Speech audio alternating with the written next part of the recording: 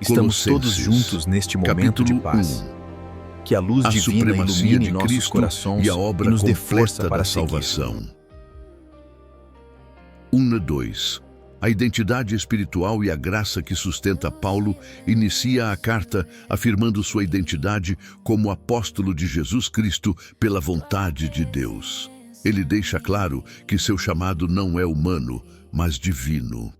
Junto com Timóteo, ele escreve aos santos e fiéis irmãos em Cristo que estão em Colossos. Desde o início, Paulo estabelece o fundamento espiritual da carta. Graça e paz vêm de Deus Pai. A vida cristã começa na graça e se desenvolve na paz que procede do relacionamento com Deus. O Evangelho chegou até eles por meio de Epafrás, um servo fiel que anunciou a verdade com sinceridade. Paulo afirma que o Evangelho não apenas foi ouvido, mas compreendido, e por isso estava produzindo frutos, assim como acontece em todo o mundo. 9:12. Oração por conhecimento espiritual e fortalecimento interior. Paulo revela o conteúdo de sua oração pelos colossenses. Ele não pede prosperidade material, nem livramento imediato das dificuldades, mas algo mais profundo. Que eles sejam cheios do conhecimento da vontade de Deus, com toda sabedoria e entendimento espiritual. O objetivo desse conhecimento é viver de maneira digna do Senhor, agradando-o em tudo, frutificando em toda boa obra e crescendo no conhecimento de Deus. Paulo ora para que sejam fortalecidos com todo o poder, segundo a força da glória de Deus, para perseverarem com alegria, mesmo em meio às lutas. Ele também agradece a Deus por tê-los tornado participantes da herança dos santos na luz. 13:14. Libertação, redenção e perdão. Paulo declara uma das verdades mais poderosas do Evangelho. Deus nos libertou do império das trevas e nos transportou para o reino do Filho do seu amor. Essa mudança não é simbólica, mas real e espiritual. Antes, estávamos sob domínio do pecado, agora pertencemos ao reino de Cristo. Em Cristo temos redenção, que significa libertação mediante pagamento de preço e o perdão dos pecados. A salvação é completa, suficiente e definitiva. 15:17.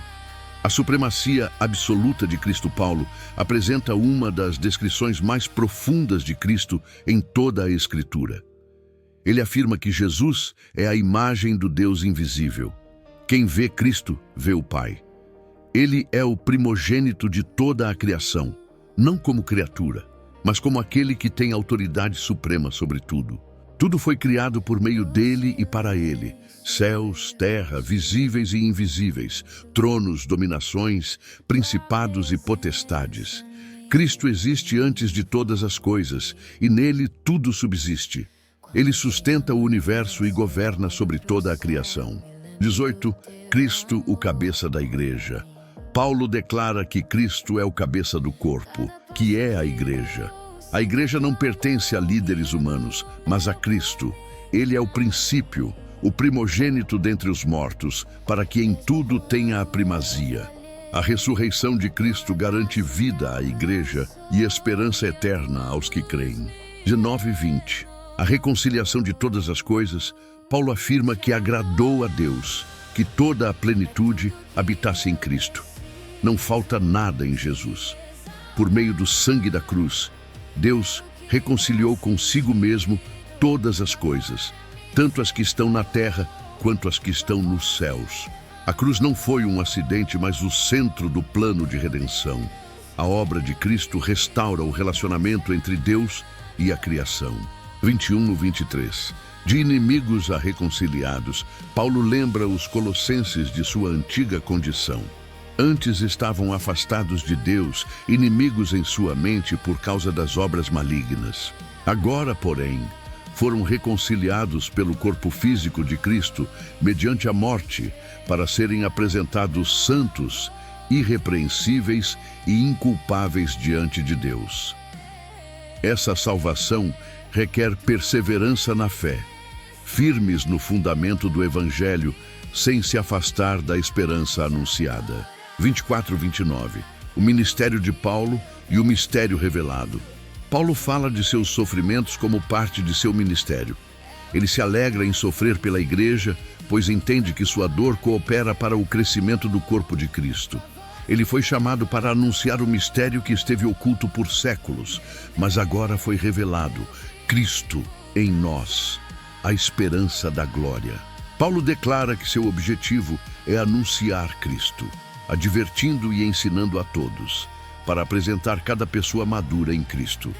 Ele encerra afirmando que trabalha arduamente, lutando segundo a força que Deus opera poderosamente nele. Colossenses, capítulo 2. Cristo é suficiente. Firmeza na fé e alerta contra enganos espirituais. 1:3. O profundo zelo pastoral e o verdadeiro tesouro espiritual. Paulo começa revelando o intenso conflito espiritual que carrega em seu coração pelos colossenses e também por todos aqueles que nunca o viram pessoalmente. Esse conflito não é físico, mas espiritual, fruto de amor, intercessão e responsabilidade ministerial. O desejo de Paulo é que os corações dos irmãos sejam consolados, fortalecidos e unidos em amor. Ele entende que a maturidade espiritual nasce da comunhão, da verdade e do amor sincero entre os irmãos. Paulo declara que o verdadeiro entendimento espiritual conduz à plena certeza da verdade, que é o mistério de Deus revelado em Cristo. Em Jesus estão escondidos todos os tesouros da sabedoria e do conhecimento. Nada está fora dele. Não existe verdade espiritual maior, mais profunda ou mais completa do que Cristo. 4:5. Firmeza contra discursos sedutores. Paulo alerta que escreve essas palavras para que ninguém seja enganado por discursos persuasivos e aparentemente espirituais. Ele reconhece que palavras bonitas podem esconder mentiras perigosas. Mesmo estando fisicamente distante, Paulo afirma estar presente em espírito, alegrando-se ao ver a boa ordem, a disciplina espiritual e a firmeza da fé dos colossenses em Cristo. A fé verdadeira não é desorganizada nem confusa. Ela se sustenta na verdade e na constância. 6:7. Caminhar em Cristo, fundamento da vida cristã. Paulo exorta os colossenses a viverem da mesma forma que receberam Cristo Jesus como Senhor. A vida cristã não começa na emoção e termina no esforço humano. Ela continua na dependência diária de Cristo. Ele usa imagens fortes: andar nele, estar enraizado, edificado e confirmado na fé. Isso revela crescimento contínuo, estabilidade espiritual e gratidão abundante.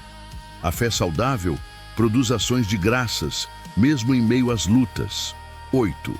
Alerta contra filosofias humanas e tradições vazias. Paulo faz um alerta direto e sério. Cuidado para que ninguém os escravize por meio de filosofias e vãs sutilezas. Essas ideias têm aparência de sabedoria, mas não procedem de Cristo. Ele denuncia ensinos baseados apenas em tradições humanas, princípios do mundo e regras externas, que afastam o coração da simplicidade do Evangelho. Tudo o que não tem Cristo como centro leva à escravidão espiritual, não à liberdade. 9:10. A plenitude absoluta em Cristo. Paulo declara uma das verdades mais poderosas da fé cristã. Em Cristo habita corporalmente toda a plenitude da divindade. Jesus não é parte de Deus, não é um intermediário menor. Ele é plenamente Deus. E por causa disso, os que estão em Cristo também estão completos nele. Nada precisa ser acrescentado à obra de Jesus. Ele é o cabeça sobre todo o principado e potestade. Nenhuma força espiritual está acima dele. 11:12. A verdadeira circuncisão e a nova vida. Paulo explica que, em Cristo, os crentes passaram por uma circuncisão que não é feita por mãos humanas. É uma obra espiritual, onde o corpo do pecado é removido. Essa transformação é simbolizada no batismo, onde o velho homem é sepultado com Cristo e o novo homem ressuscita com ele, mediante a fé no poder de Deus. A vida cristã não é reforma exterior, mas morte e ressurreição espiritual. 13:15. Perdão total e vitória na cruz. Paulo lembra que antes os colossenses estavam mortos em seus pecados e na incircuncisão da carne. Mas Deus lhes deu vida juntamente com Cristo. Todos os pecados foram perdoados. A dívida que existia contra nós, com suas exigências legais, foi cancelada. Deus a removeu completamente, cravando-a na cruz. Na cruz, Cristo também despojou os principados e potestades espirituais, expondo-os publicamente e triunfando sobre eles. A cruz não foi derrota, foi vitória absoluta. 16:17. Liberdade contra o legalismo religioso. Paulo ensina que ninguém deve ser julgado por causa de comida, bebida, festas religiosas, luas novas ou sábados. Essas práticas eram sombras do que haveria de vir.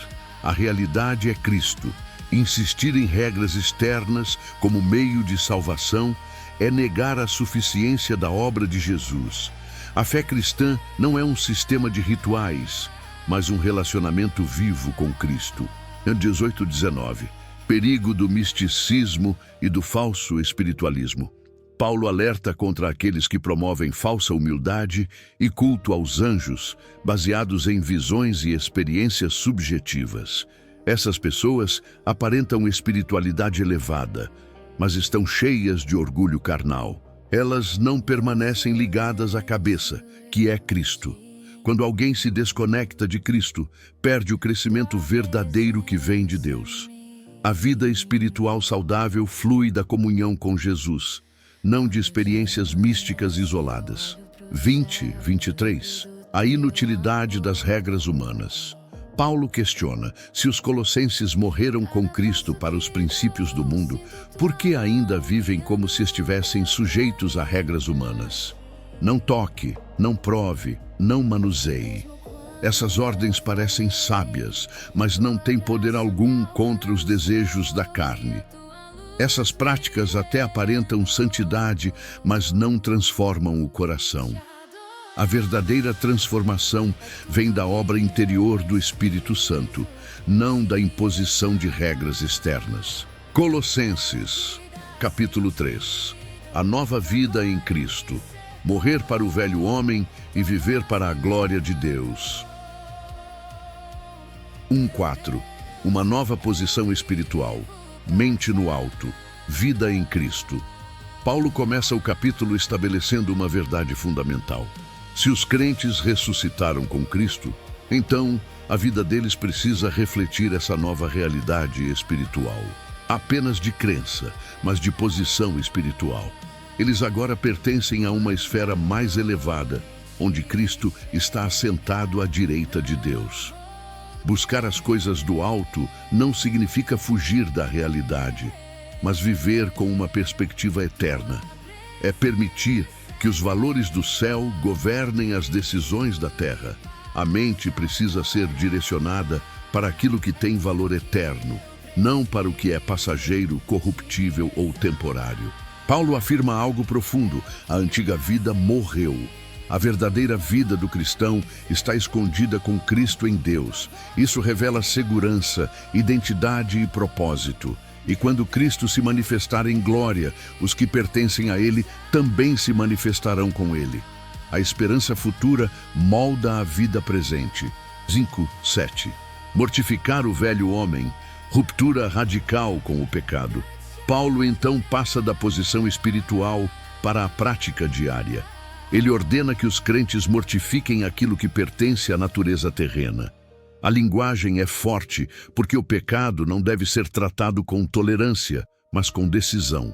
Ele lista pecados ligados à imoralidade, impureza, paixões desordenadas, desejos malignos e ganância, que ele chama de idolatria.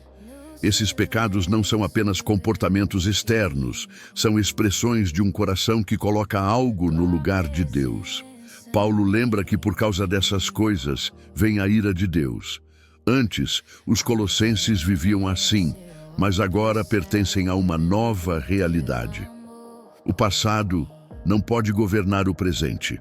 A nova vida exige uma nova postura. 8:11. Despir o velho caráter e assumir a nova identidade. Paulo continua usando a imagem de tirar roupas antigas. Ele exorta os crentes a abandonarem atitudes que destroem relacionamentos e desonram a Deus. Ira, indignação, maldade, blasfêmia, palavras torpes e mentira. Mentira é negar a nova identidade em Cristo. O velho homem, com seus hábitos e práticas, foi despido. Um novo homem foi revestido, sendo renovado continuamente no conhecimento, segundo a imagem do Criador. Nesse novo homem, todas as divisões humanas perdem sentido. Não importa a origem, cultura, posição social ou passado, Cristo é tudo em todos. A igreja se torna um ambiente de igualdade espiritual e unidade verdadeira. 12:14. As vestes do novo homem, caráter moldado por Cristo. Paulo, então, descreve como deve ser o caráter daqueles que foram escolhidos por Deus. Ele chama os crentes de santos e amados, lembrando que a obediência flui da identidade, não do medo. Eles devem se revestir de compaixão profunda, bondade sincera, humildade verdadeira, mansidão e paciência. Essas virtudes não são fraqueza, mas força espiritual. Paulo destaca a importância do perdão. Assim como Cristo perdoou, os crentes também devem perdoar. O amor é apresentado como o elo perfeito, aquilo que mantém tudo unido em harmonia. Sem amor, até as boas obras perdem sentido. O Daqui 15:17. Uma vida governada pela paz, pela palavra e pela gratidão. Paulo exorta que a paz de Cristo governe os corações. Essa paz não é ausência de problemas, mas segurança interior em meio às lutas. Ela deve atuar como árbitro nas decisões e nos relacionamentos. A palavra de Cristo deve habitar ricamente no meio da comunidade, não de forma superficial, mas profunda, ensinando, exortando e edificando. O louvor surge naturalmente, salmos, hinos e cânticos espirituais, expressando gratidão a Deus.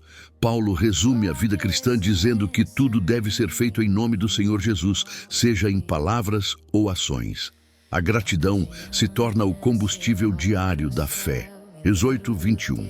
Cristo no centro da família. Paulo aplica a nova vida em Cristo ao ambiente familiar. Ele orienta esposas a viverem em submissão saudável, alinhada ao Senhor, e maridos a amarem suas esposas com amor sacrificial, sem dureza ou autoritarismo. Os filhos são chamados à obediência, que agrada ao Senhor. Os pais são alertados a não provocarem seus filhos para que não se tornem desanimados. A fé cristã transforma a dinâmica familiar, promovendo equilíbrio, respeito e amor. 22:25. Cristo no centro do trabalho e da vida cotidiana. Paulo se dirige aos servos, orientando-os a obedecerem com sinceridade, não apenas para agradar pessoas, mas como quem serve ao Senhor. Ele eleva o trabalho comum a um ato espiritual, transforma até as tarefas mais simples em serviço sagrado. Tudo deve ser feito de coração, como para o Senhor e não para homens. A recompensa verdadeira vem do Senhor. Paulo também lembra que Deus é justo. Ele não faz acepção de pessoas. Cada um colherá conforme suas atitudes. A nova vida em Cristo transforma até as tarefas mais simples em serviço sagrado. Colossenses, capítulo 4. Perseverança na oração, sabedoria no testemunho e o coração missionário da igreja. 1. Justiça, responsabilidade e temor de Deus. Paulo inicia o último capítulo lembrando que a fé cristã não é teórica, mas profundamente prática. Ele se dirige aos senhores, orientando-os a tratarem seus servos com justiça e equidade. Essa instrução revela que Deus observa como o poder é exercido. Autoridade não é licença para a opressão. Quem lidera também está debaixo da autoridade de Deus.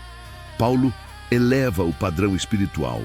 Todos, sem exceção, devem viver conscientes de que prestam contas ao Senhor.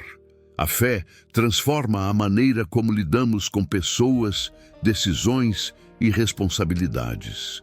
2.4. Perseverar na oração, o fôlego da vida espiritual. Paulo faz uma exortação clara e urgente. Perseverem na oração. Ele não fala de uma oração ocasional, mas de uma vida marcada pela constância, vigilância e gratidão. Orar é permanecer atento espiritualmente. É reconhecer que sem Deus nada pode ser feito. A gratidão protege o coração contra a murmuração e fortalece a fé mesmo em meio às lutas. Paulo pede oração por si mesmo para que Deus abra portas para a palavra e lhe conceda clareza ao anunciar o mistério de Cristo. Mesmo preso, ele se vê como um missionário. As cadeias não limitam o Evangelho. A missão não para por causa das circunstâncias. 5.6. Sabedoria no testemunho e palavras cheias de graça. Paulo orienta os colossenses a andarem com sabedoria diante dos que ainda não conhecem a fé. O testemunho cristão não é apenas o que se fala, mas como se vive. Ele ensina a remir o tempo, ou seja, aproveitar cada oportunidade para glorificar a Deus. O tempo é precioso e cada encontro pode ser uma porta para o Evangelho. As palavras devem ser sempre cheias de graça, temperadas com sabedoria. O cristão não fala por impulso, mas com discernimento. A maneira como respondemos revela o Cristo que anunciamos. 7.9. Comunhão, cuidado e transparência no Ministério Paulo apresenta Tíquico como cooperador fiel, alguém enviado para encorajar os irmãos e levar notícias. Isso mostra a importância do cuidado pastoral e da comunhão entre igrejas. Onésimo é citado como irmão amado, um testemunho vivo da graça restauradora de Deus. Ele não é definido pelo passado, mas pela nova identidade em Cristo. A igreja não é um conjunto de tarefas, mas uma família espiritual, onde vidas são cuidadas, restauradas e enviadas.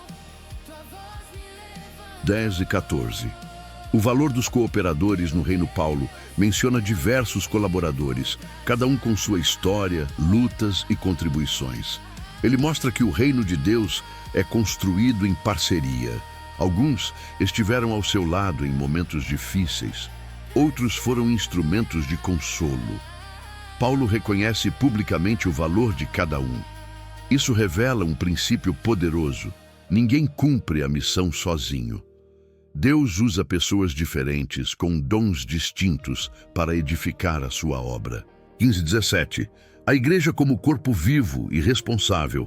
Paulo envia saudações às igrejas e às casas onde os irmãos se reuniam. Isso mostra que a fé cristã começa no cotidiano, nos lares, nos relacionamentos simples.